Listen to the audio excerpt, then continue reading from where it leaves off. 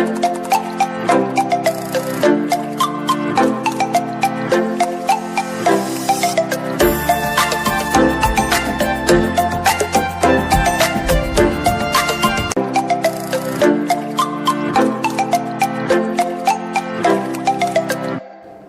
વિદ્યાર્થી મિત્રો.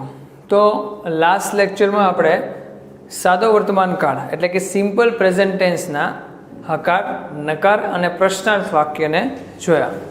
હવે આપણે આ લેક્ચરની અંદર તેના WH પ્રકારના પ્રશ્નો કેવી રીતે બને છે, તેના આન્સર કેવી રીતે લખવાના છે તેને આપણે જોઈએ. તો ફર્સ્ટ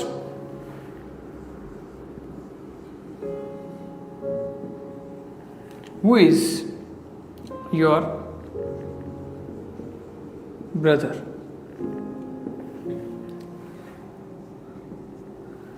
તો સિમ્પલ કે જ્યારે ઇઝ આવે છે તો આ સમજવું તમારા માટે એક્ટિવ પેસિવમાં ખૂબ જ અને ડાયરેક્ટ ઇનડાયરેક્ટમાં પણ ખૂબ જ મહત્વનું છે કે ઇઝ મોટાભાગે આપણે એવી માન્યતા છે કે એમ ઇઝ આર હોય એટલે તે ચાલુ વર્તમાન કાળ છે, એટલે કે કન્ટિન્યુઅસ પ્રેઝન્ટ ટેન્સ છે. પણ વાસ્તવિકતામાં એવું છે નહીં. કે એન એક્ઝામ્પલ આપણે જોઈએ કે હી ઇઝ બોય. તો આની અંદર ઇઝ છે તો એ ક્રિયાપદ તરીકે કામ કરે છે કે he is boy. Second, he is teaching English. હવે મેઇન વસ્તુ આ સમજવાનું છે જે તમારે ખૂબ જ ઇમ્પોર્ટન્ટ છે કે ઇઝ બંને જ સેન્ટેન્સની અંદર આપણે ઉપયોગ કર્યો છે કે આમાં પણ ઇઝ છે અને આમાં પણ ઇઝ છે. પણ જે ફર્સ્ટ સેન્ટેન્સ છે તેની અંદર ઇઝ છે તે ક્રિયાપદનું કામ કરે છે, જ્યારે આની અંદર ઇઝ છે તે સહાયકારક ક્રિયાપદનું કામ કરે છે. એટલે આ સમજવું ખૂબ જ જરૂરી છે. મોટા ભાગે આપણે જે વાક્ય રચના યાદ રાખશું ચાલુ વર્તમાન કાળની અંદર તેમાં એમ ઇઝ આર પછી V4 આવે છે એટલે કે આઈએનજી વાળું ફોર્મ. પણ જ્યારે એમ ઇઝ આર તે કોઈ પણ પ્રકારના ક્રિયાપદ તરીકે કામ કરે છે, સહાયકારક ક્રિયાપદ નહીં પણ ક્રિયાપદ તરીકે કામ કરે છે, ત્યારે તેની પાછળ આઈએનજી ફોર્મ આવતું નથી. એટલા માટે હુ ઇઝ યોર બ્રધર. તો જે કોમ્પ્રિહેન્શનમાં ઇમ્પોર્ટન્ટ છે એટલા માટે કરાવડાવું છું કે માર્ટિન ઇઝ માય બ્રધર. એટલે કે આપણે માત્ર વુના સ્થાને નામ અથવા તો સર્વનામનો ઉપયોગ કરવાનો છે. ત્યારબાદ એક વોટ વાળું જોઈએ તો vote do they find in my car? What do they find in my car? આવા પ્રકારનું હોય તો ત્યારે આપણે એનો આન્સર પહેલા વાક્ય રચના પ્રમાણે કરતા એટલે કે they. હવે હકાર વાક્યની અંદર વાક્ય રચના જોઈએ તો કે subject plus V1 or V5 એટલે કે ડુ છે તે પ્રશ્નાર્થ વાક્યમાં આવે છે, નકાર વાક્યમાં આવે છે, હકાર વાક્યમાં આવતું નથી. એટલે કે ધે પછી ડાયરેક્ટલી ક્રિયાપદ એટલે કે ફાઇન્ડ. ધે ફાઇન્ડ પછી ઓબ્જેક્ટ એડ કરવાનો કે my book in my car. ત્યારબાદ where Where do you live?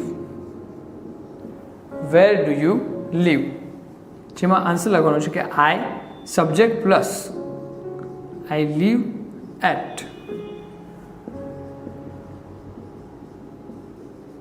Amreli. ત્યારબાદ why. Why do we find problem. Why do we find problem? તો WH પ્રકારના જે પ્રશ્ન કરેલા તે લેક્ચરમાં જ આપણે જોયું કે જ્યારે why થી પ્રશ્ન પૂછવામાં આવે ત્યારે તેનો આન્સર because નો યુઝ કરીને કરવામાં આવે છે. તો we find problem because it is very huge. ત્યારબાદ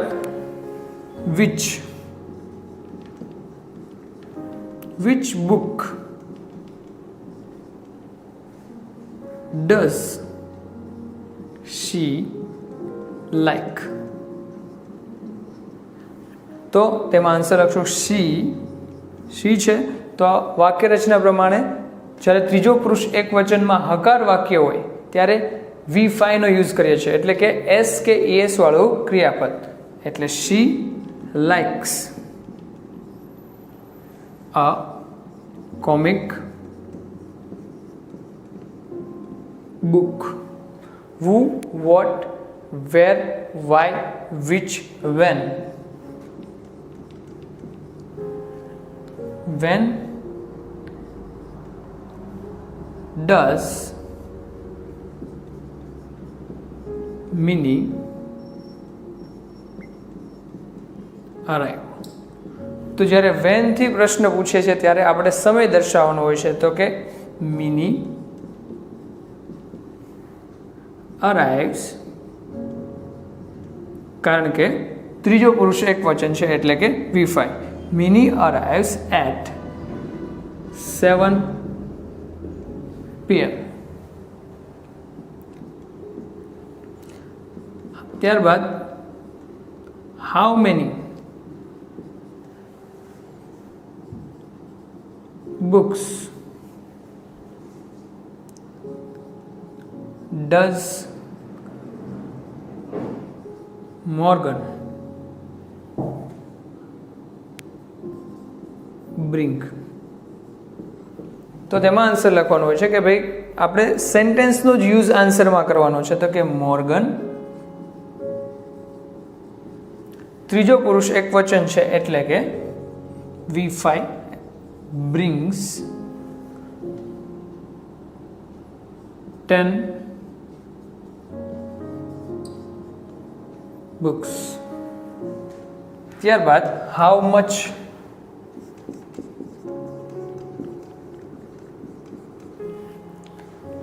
money do they earn?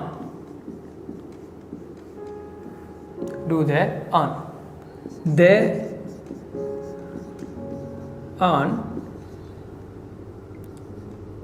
2 lakh. ત્યારબાદ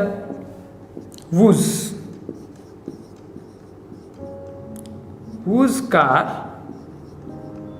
do they take? આન્સર લખશું આપણે કે they take a car of their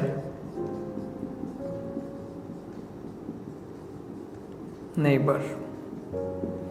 તો વિદ્યાર્થી મિત્રો, જે આ WH પ્રકારના પ્રેઝન્ટ ટેન્સના વાક્યો છે તેને તમારે પરફેક્ટલી અભ્યાસ કરવાનો છે, કારણ કે જે તમને બોર્ડની એક્ઝામની અંદર સ્ટાર્ટિંગમાં જ ફર્સ્ટ સેક્શનની અંદર 10 માર્ક્સનું જે કોમ્પ્રિહેન્શનના ક્વેશ્ચન આન્સર પૂછવામાં આવે છે તે એક વર્ડમાં જ અથવા તો 1 થી 2 વર્ડની અંદર તમારે આન્સર લખવાનો હોય છે. એટલા માટે તેનું સ્ટ્રક્ચર ખૂબ જ મહત્ત્વનું છે. અને મેં અગાઉના લેક્ચરમાં જ તમને કહ્યું તે પ્રમાણે કે જો સ્ટ્રક્ચર તમે પરફેક્ટલી ફોલો કરો તો જ તમને 1 માંથી 1 માર્ક્સ મળે છે. સ્ટ્રક્ચર જો બરાબર નહીં હોય તો તમને હાફ માર્ક્સ જ એમાંથી મળશે. એટલા માટે આ છે સિમ્પલ પ્રેઝન્ટ ટેન્સ, એટલે કે સાદા વર્તમાન કાળના WH પ્રકારના વાક્યો. અને તે જે વાક્ય છે તેનો જવાબ પ્રશ્નનો યુઝ કરીને કેમ લખવું તે તમે જોયું. હવે આપણે અભ્યાસ કરશું સિમ્પલ પાસ્ટ ટેન્સ, એટલે કે સાદો ભૂતકાળ. સાદા ભૂતકાળને આપણે કમ્પેરિઝનથી શીખીશું. મોટાભાગે ટેન્સમાં સૌથી વધુ પ્રોબ્લેમ વિદ્યાર્થીઓને શું થાય છે કે ભાઈ 12 ટેન્સીસ તે બધાના 3 સ્ટ્રક્ચર, એટલે એટલી બધી જે વાક્ય રચના યાદ રાખવી પડે છે તે આપને વધુ ડિફિકલ્ટ લાગે છે. પણ એ બધી વાક્ય રચનાને જો આપણે ડિફરન્શિએટના બેઝ ઉપર, તફાવતના બેઝ ઉપર યાદ રાખીએ તો આપણને પ્રોબ્લેમ થતો નથી. ફોર એક્ઝામ્પલ કે તફાવતના મુદ્દા હોય ત્યારે તમે એક મુદ્દો છે એ યાદ રાખશો એટલે સામે તમને બીજો મુદ્દો યાદ રહી જશે, બરાબર. તો સાદા ભૂતકાળની જો વાક્ય રચના જોઈએ તે પહેલાં આપણે જોઈએ એના ઇન્ડિકેટર્સ.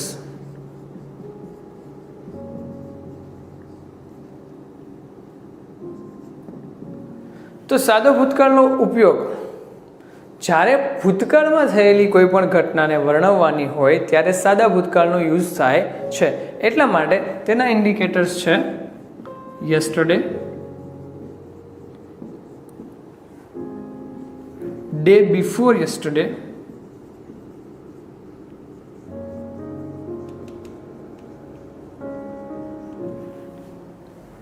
કોઈ પણ પ્રકારનું પ્રીવિયસ, એટલે કે પ્રીવિયસ સન્ડે, પ્રીવિયસ મંડે, વોટ એવર, પ્રીવિયસ ડે, અને કોઈ પણ પ્રકારનું લાસ્ટ. મોટા ભાગે આવા પ્રકારના ઇન્ડિકેટર્સનો યુઝ કરવામાં આવે છે સિમ્પલ પાસ્ટ ટેન્સની અંદર. પણ આપણે બને ત્યાં સુધી ટેન્સને ઓળખવાની કોશિશ ઇન્ડિકેટર્સ કરતાં તેના સ્ટ્રક્ચરથી જરૂરી છે કરવી. તો ફર્સ્ટ આપણે જે સ્ટ્રક્ચર જોવાનું છે તે છે એફર્મેટિવ. એફર્મેટિવ એટલે હકાર વાક્ય. તો એફર્મેટિવનું સ્ટ્રક્ચર છે subject plus V2 plus object plus other word, એટલે કે કર્તા, ક્રિયાપદનું ભૂતકાળનું રૂપ પ્લસ કર્મ પ્લસ અન્ય શબ્દ. જેમ મેં તમને કહ્યું તેવી રીતે કે ટેન્સને બધા સ્ટ્રક્ચરને અલગ યાદ રાખવા કરતાં જો તમે તેને કમ્પેરિઝન સાથે યાદ રાખો તો તે તમારા માટે ખૂબ જ સરળ બની જાય છે. તો તમે જો એફર્મેટિવ સ્ટ્રક્ચર જે સિમ્પલ પ્રેઝન્ટ ટેન્સનું છે તેને તમે સિમ્પલ પાસ્ટ સાથે કમ્પેર કરો તો માત્ર તમને એક જ ડિફરન્ટ જોવા મળે છે. એ ડિફરન્ટ છે ક્રિયાપદ. સાદા વર્તમાન કાળની અંદર ક્રિયાપદ તરીકે V1 ઓર V5 નો ઉપયોગ થતો હતો. અહીંયા V2 નો યુઝ થાય છે. એની સિવાય તમે જો જુઓ તો બધું જ જે સ્ટ્રક્ચર છે તે સેમ છે.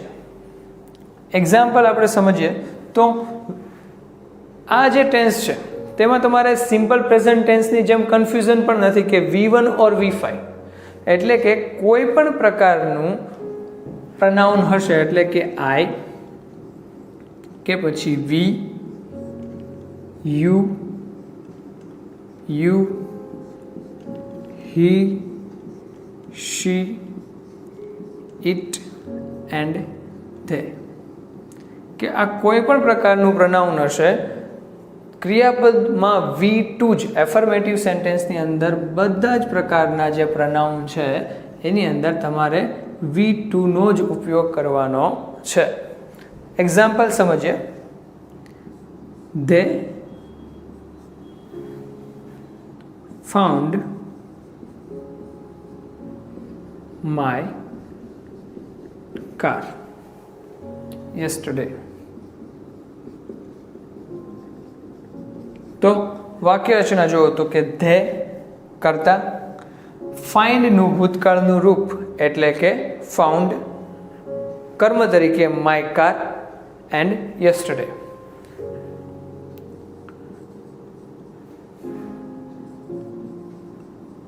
She bought a new book last Monday. તો she કરતા, ક્રિયાપદના ભૂતકાળનું રૂપ, કર્મ અને અન્ય શબ્દો.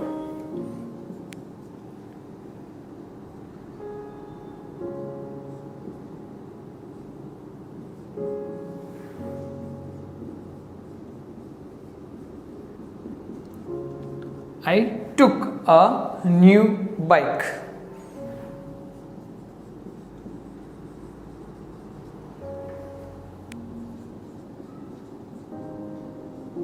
Morgan solved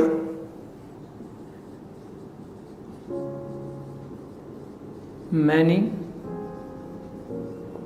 problems. તો આ એફર્મેટિવની રચના થઈ. કરતા, ક્રિયાપદના ભૂતકાળનું રૂપ, કર્મ અને અન્ય શબ્દો. હવે જોઈએ આપણે નેગેટિવ સેન્ટેન્સ.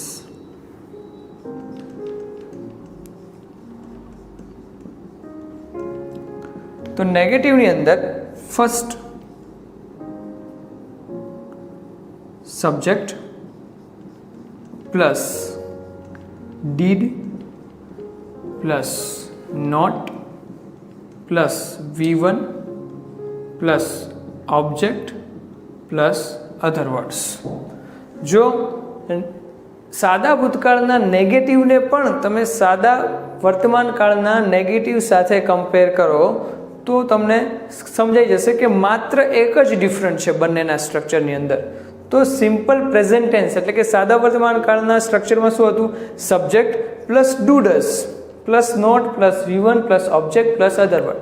તો સાદા ભૂતકાળની અંદર માત્ર એક જ ડિફરન્ટ છે, ડીડ. જેવી રીતે આપણે સાદા વર્તમાન કાળમાં જ્યારે ડઝ યુઝ કરતા હતા ત્યારે આપણે V5ના જગ્યાએ શું કરતા હતા? મૂળ ક્રિયાપદનો યુઝ કરતા હતા. તો એવી જ રીતે અહીંયા પણ ડુનું પાસ્ટ એટલે કે શું? ડીડ બની જાય છે. એટલા માટે અહીંયા પણ આપણે V1 એટલે કે મૂળ ક્રિયાપદનો યુઝ કરીએ છીએ. કે જેવી રીતે પહેલાં આપણે એને ગુજરાતીમાં સ્ટ્રક્ચર લખીએ. કરતા plus did plus not plus મૂળ ક્રિયાપદ પ્લસ કર્મ પ્લસ અન્ય શબ્દ. હવે જે આ 4 એક્ઝામ્પલ છે એફર્મેટિવના, સેમ એક્ઝામ્પલને આપણે નેગેટિવમાં ટ્રાન્સફર કરીએ તો ફર્સ્ટ ધે સહાયકારક ક્રિયાપદ ડીડ નોટ. ફાઉન્ડ છે એનું V1 થશે find. They did not find my car yesterday. ત્યારબાદ સેકન્ડ એક્ઝામ્પલ દઈએ. She bought a new bike last Monday. તો શી સહાયકારક ક્રિયાપદ તરીકે ડીડ નોટ. બોટ છે એનું V1 by a new book. ત્યારબાદ છે I took a new bike. So I did not. ટુકનું V1 take a new bike.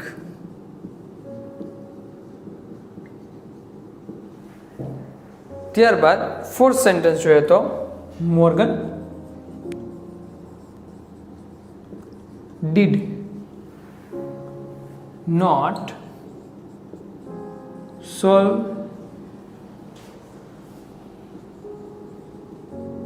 Many problems. તો આ વાક્ય રચના થઈ નેગેટિવ પ્રકારનું વાક્ય. તો હવે આપણે જોઈએ ઇન્ટ્રોગેટિવ.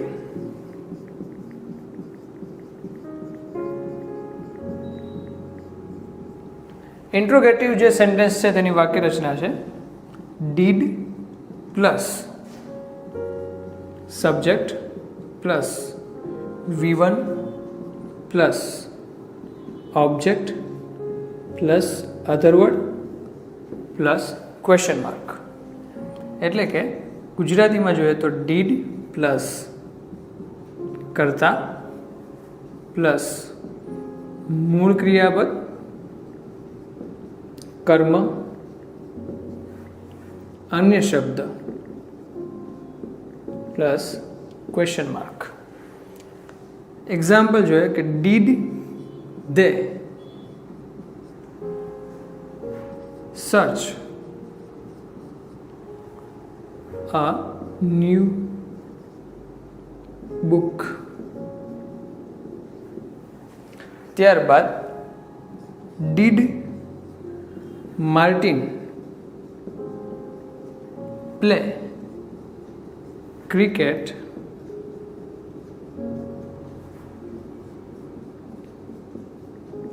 yesterday. ત્યારબાદ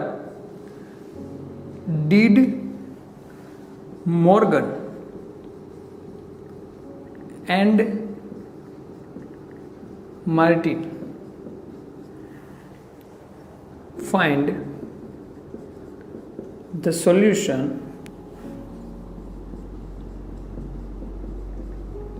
of this sum. તો ઇન્ટ્રોગેટિવમાં સ્ટ્રક્ચર છે did, subject, V1, object, other words. ફરીવાર આ સ્ટ્રક્ચરને આપણે જો સાદા વર્તમાન કાળના પ્રશ્નાર્થના સ્ટ્રક્ચર સાથે કમ્પેર કરીએ તો માત્ર એક જ ડિફરન્ટ જોવા મળે છે. સાદા વર્તમાન કાળની અંદર સહાયકારક ક્રિયાપદ તરીકે ડુ અથવા તો ડઝનો યુઝ થાય છે, જ્યારે સાદા ભૂતકાળની અંદર ડીડનો ઉપયોગ થાય છે. બાકીની જે વાક્ય રચના છે તે સાદા વર્તમાન કાળ જેવી જ છે. તો લાસ્ટમાં આપણે સિમ્પલ પ્રેઝન્ટ અને સિમ્પલ પાસ્ટ આ બંનેના સ્ટ્રક્ચરને રિવાઇઝ કરીએ તો સિમ્પલ પ્રેઝન્ટના એફર્મેટિવનું સ્ટ્રક્ચર જોઈએ તો subject plus V1 or V5 plus object plus other word. Negative subject plus do or does plus not plus V1 plus object plus other word. ઇન્ટ્રોગેટિવમાં ખાલી સ્થાનને ચેન્જ કરવાનું છે તો do does plus subject plus V1 plus object plus other word and question mark.